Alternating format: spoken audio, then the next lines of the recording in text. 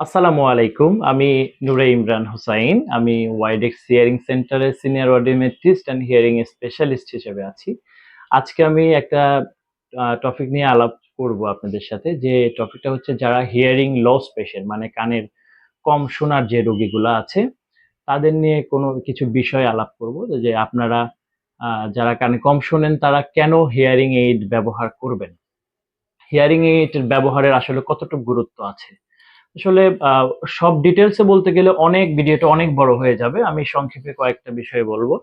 যে হিয়ারিং এইডটা আপনি কেন ব্যবহার করবেন? এটা ফার্স্ট অফ অল হচ্ছে আপনার কমিউনিকেশন এবং কনভারসেশন।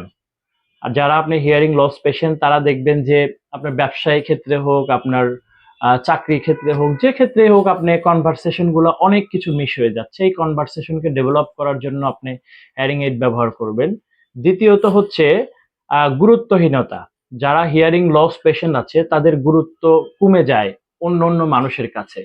যেমন আপনার কাছের মানুষ, আপনার বন্ধু-বান্ধব বা আপনার আত্মীয়স্বজন যারা আগে আপনার সাথে প্রয়োজন ছাড়াই অনেক কথা বলতো, তারা কি করবে হিয়ারিং লস হয়ে যাওয়ার কারণে আপনার সাথে তারা প্রয়োজন ছাড়া কোনো কথা বলতে চাইবে না।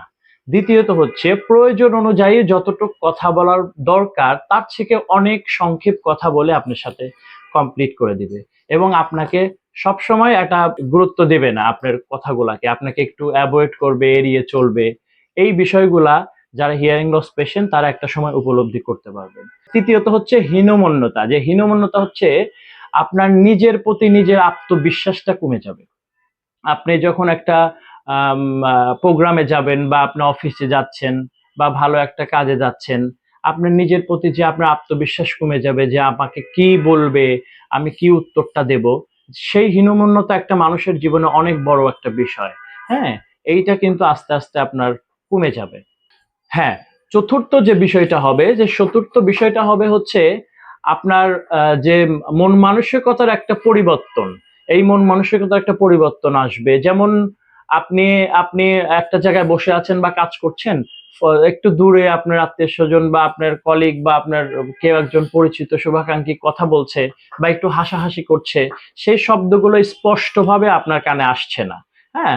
তখন আপনি কিন্তু তাকে সন্দেহ করা শুরু করবেন যে ও মনে হয় আসলে আমাকে ইঙ্গিত করে কোনো হাস্যরহস্য কথা বলছে, আমাকে নিয়ে ঠাট্টা করছে।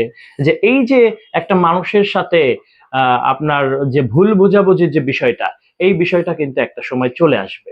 এর জন্য আমরা বলি যে এই বিষয়গুলোর থেকে আপনাকে ওভারকাম করতে হবে। কারণ এখন উন্নত টেকনোলজি আমাদের দেশে চলে এসছে। যে হিয়ারিং এইড এর মাধ্যমে আপনি নরমাল ভাবে লাইফ লিড করতে পারবেন। আমরা নরমালি যেভাবে কানে শুনি, আপনি ইনশাআল্লাহ সেই নরমাল ভাবে আপনি শুনতে পারবেন। যার জন্য যাদের হিয়ারিং লস এখনো আছে, আপনারা আমি মনে করি আর দেরি না করে এই সমস্ত সামাজিক প্রতিবন্ধকতা থেকে বের হয়ে এসে আপনি হিয়ারিং এইড ব্যবহার করেন, সুস্থ জীবনযাপন করেন এবং সুস্থ থাকেন। সবাইকে ধন্যবাদ। আল্লাহ হাফেজ।